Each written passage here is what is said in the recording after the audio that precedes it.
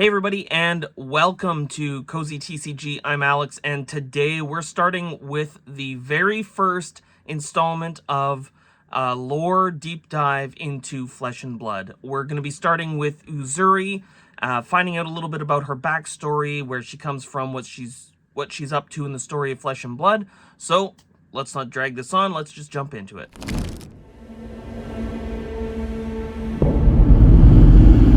This is not a place to be caught wandering. To watch your step and your back, one requires many faces. For someone is watching. We are watching. Whether by blade, bow, or blood rot, the contract is completed, and our dance with death goes on to a symphony of screams in our beloved city, home of the lost. The misfits. The outsiders.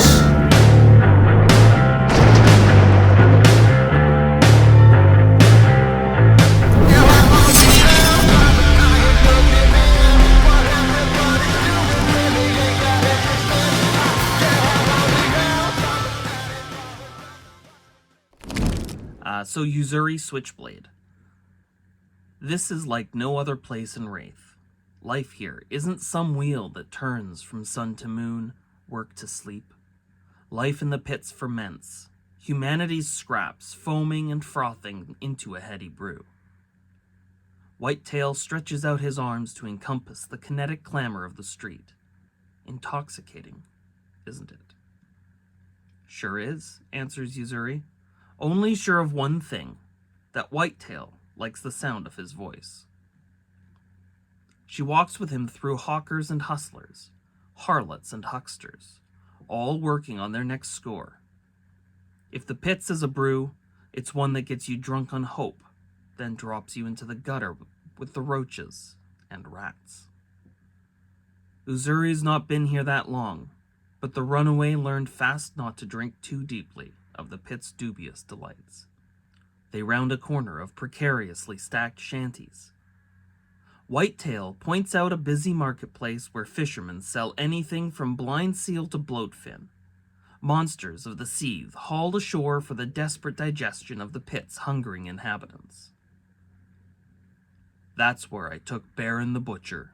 Whitetail's smug smile takes on a wicked edge. Disemboweled the big bastard with his own gutting knife. And up there, he points to a looming chimney spewing noxious smoke. I dropped Madame Rouge into a smelting furnace. He places his hand on Uzuri's shoulder, much to her displeasure. He only gets to keep that hand because she needs the work. Needs it bad. Cross the wrong people, and you get your name on a contract, continues Whitetail. That's the spider's business. Her business too, if this deal goes well. Where'd you hear about me? She asks, masking her eagerness with nonchalance. Whitetail removes his hand and waves it dismissively at no one in particular. From the same people you made sure to inform of your exploits. Uzuri covers a twinge of pride with a casual shrug. Her mother always said that spreading words is like sowing seeds. As a merchant on the Metrics to Mysteria trail, her silver tongue had touted her tantalizing tech to any ear within hearing. You're highly spoken of, kid, by some very low-down people, continues Whitetail. She allows the kid bit for now. Same could be said of you and your nest of killers. He breathes in the compliment, then exhales a peppermint-tinted question. You killed anyone before? A boy in Mysteria. Did he deserve it? Uzuri still isn't sure. She's killed worse people since, but Whitetail reminds her of that big-mouthed youth. Only when they get in my way. Well, this one stands between us and a tidy payout. Whitetail passes her a sketch and a purse of talix. Overseer Crichton. Blackjack's mining. Uzuri covers her surprise, makes a show of hooking the purse to her belt. Suspicion follows. A blackjack's overseer is a big hit. too big to entrust to an unknown like her. Whitetail should have contracted one of his experienced nestlings. Uzuri wonders why he hasn't. They pass under a woven bamboo archway into Encomido, home to the misfits and malcontents of Mysteria. Encomido is a claustrophobic quarter of teetering apartments and squirming side streets, connected to each other by a crisscross of neon cables and steaming washing lines. Too similar to the cliffs and ropes of Mysteria for Uzuri's liking. She's happy to visit this part of the pits for payment, but doubts she'll ever visit for pleasure. Why do you want him dead? No reason either of us needs to know. He stops near a noodle house, sniffs at the enticing aroma of fried chicken. Real chicken by the smell of it, not the usual sewer chicken. The spider doesn't work for favors or influence, recites Whitetail like he's reading from a rule book. Coin is the spider's only currency. My kind of philosophy. Uzuri tries to suppress her rising anxiety. The more she learns, the more she wants to work for the spider. But is this the job to get her in the door, or is it something else? How do I find him? The Leaf House on Sori 16. You know it? Uzuri nods, giving nothing away. She knows it, and she knows who runs it. This is an opportunity to learn more than Whitetail is telling her. There will be a package waiting for you at the front counter. Uzuri plays along. Got people doing your spying for you? The spider is nothing without its web, quotes Whitetail. I'll keep that in mind. She turns to go. Don't hold back on this job, advises Whitetail, the smugness in his tone making Uzuri's skin crawl. Do this, and I'll take you on full time. The offer sets her heart a-racing. But she plays it cool, shooting him a sharp look aimed to puncture his swollen head. And I might consider accepting. Uzuri turns her back on Whitetail and heads for the Leaf House. She can feel him watching her like a dreg eyeing a sewer chicken. Doesn't matter. Whatever game Whitetail is playing, she is going to win it. She'll prove herself worthy of the spider. The Leaf House is busy when Uzuri gets there, humming with conversation, clinking with porcelain pots and cups. The waitstaff sweep between the packed tables, graceful in their embroidered gowns and elegant jade-pinned hair. A turned-out waitress greets Uzuri with a professional smile. Table for one, she asks. Package for one, answers Uzuri. Whitetail sent me. The waitress bows and produces a small parcel from behind the counter, wrapped in red rice paper. With compliments from Jem Jang, offers the waitress as Uzuri takes the parcel from her manicured hands. Uzuri tears the paper apart. The documents inside confirm her suspicions. It's a suicide mission. No way Whitetail would have wasted one of his experienced nestlings on a contract like this. I want to see her. The waitress meets her demand with a tolerant smile. You may make any further information requests to me, and I will be sure to pass them on. Pass her this instead. Uzuri takes a coin from her pocket. Its golden sheen glints in the lantern light.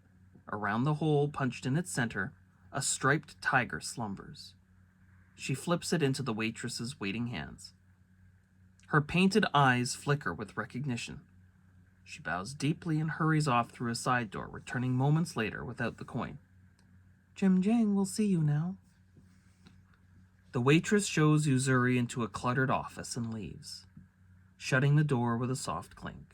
Uzuri pauses for a moment before turning to face the fixer. Jem Jang's perched on a cushioned chair behind an elaborately carved desk, resplendent in a silk dress, her face painted to perfection, her graying hair coiffed with care. She appraises Uzuri through gold-rimmed spectacles and doesn't seem to like what she sees. Not what you expected. You have your mother's eyes. How unfortunate.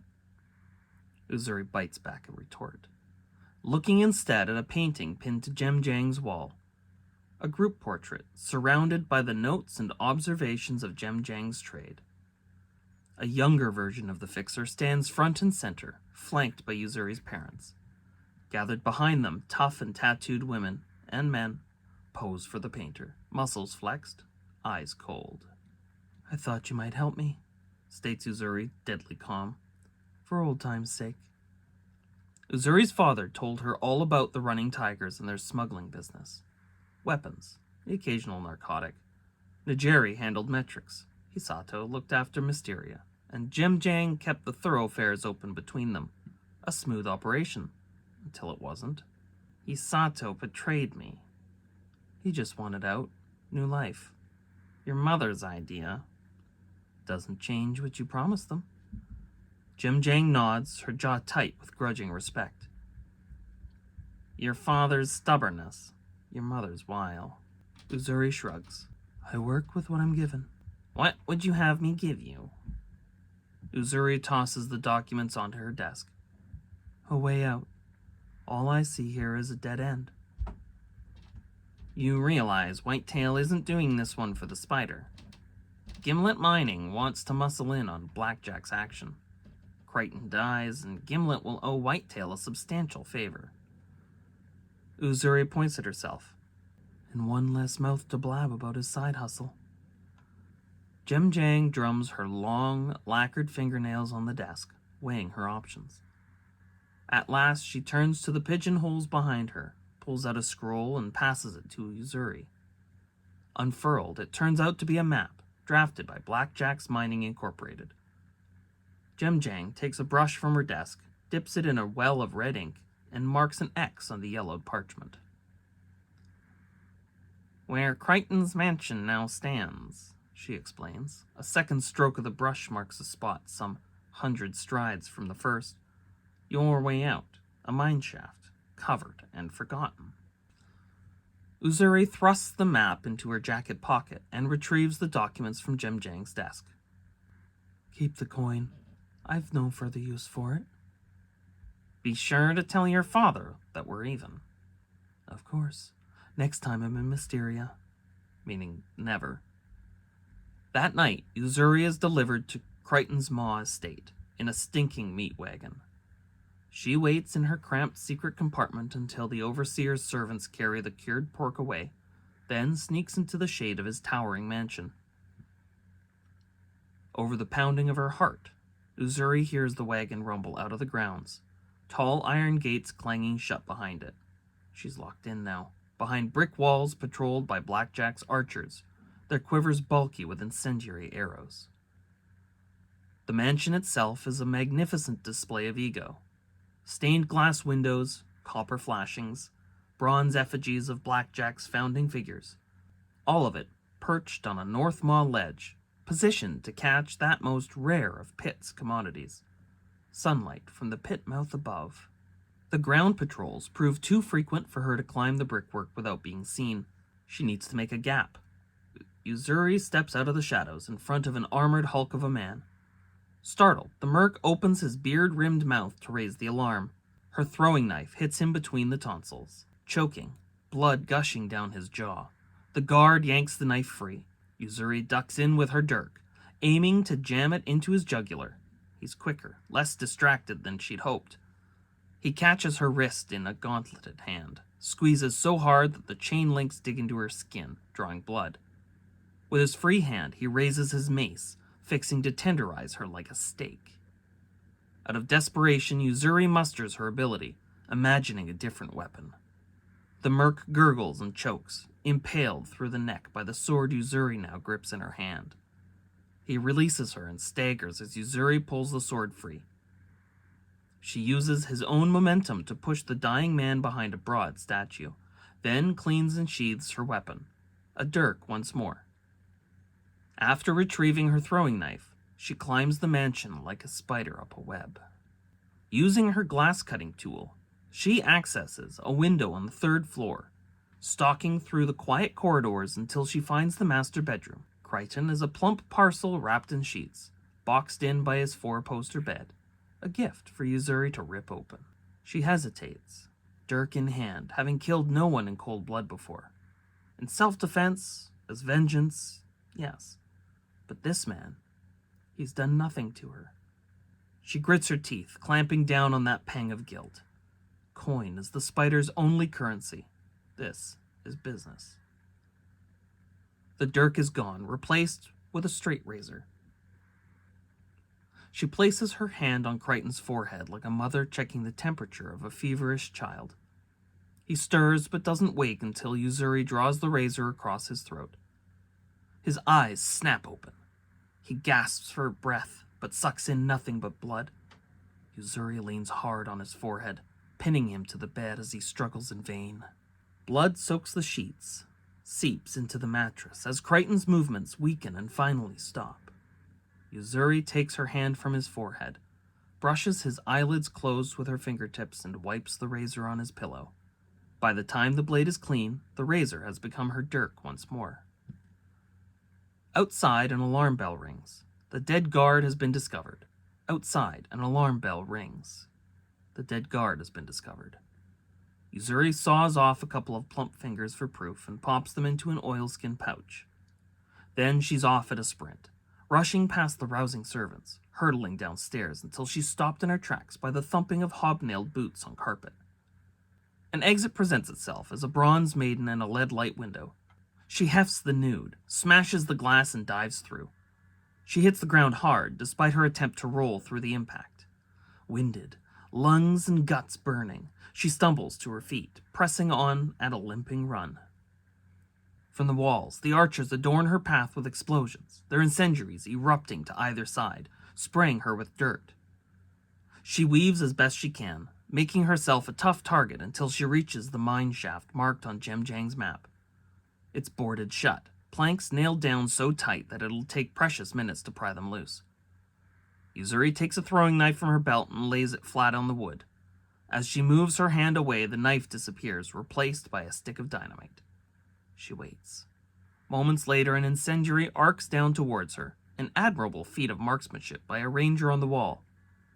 Uzuri rolls away, settling into a crouch close by. Too close. Her ability isn't an exact science, unable to predict the potency of nitroglycerin. The incendiary arrow ignites the dynamite on impact. The explosion is deafening. Shrapnel peppers Uzuri, shards of metal and splinters of wood tearing through her clothes, lacerating her skin. She shields her face, winces through the pain, then looks with weeping eyes at the smoking hole left behind. She dives in, but not before gifting the archers an obscene gesture. The next evening, bathed and bandaged, Uzuri finds Whitetail at a bar called The Drop.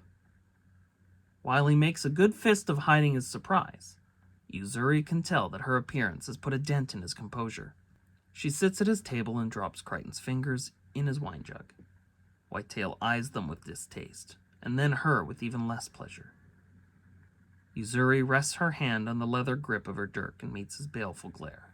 "Coin is the spider's only currency," she quotes, voice smooth as silk. "You want more? I exceeded expectations, didn't I?" "How much of a bonus are we talking about?" "Depends how quiet you want me to be." Whitetail sighs, then takes a purse from his belt and pushes it across the table. She picks up the pouch, enjoys the heft of talix inside. "Thanks. Almost enough." "Almost?" The arrogance is back, accessorized by a deadly glint in his blue eyes. "Nothing else you need to give me. In fact, it's something I want you to keep." "What is it?" "Your promise." Whitetail laughs, impressed. "All right, kid. Guess you might as well learn from the best." He offers her his hand. "Welcome to the spider." Uzuri takes his hand in hers. The other remains wrapped around the handle of her dirk. All right, that's all for now. Let me know in the comments below what you thought of this segment. If you want me to do another game, or if you've got a choice for the next Flesh and Blood hero you want me to cover, just let me know in the comments below. And for those of you who stuck around to the very end, put the word Switchblade down in the comment section below so I know that you've been following along. And we'll see you in the next one. Remember, stay cozy.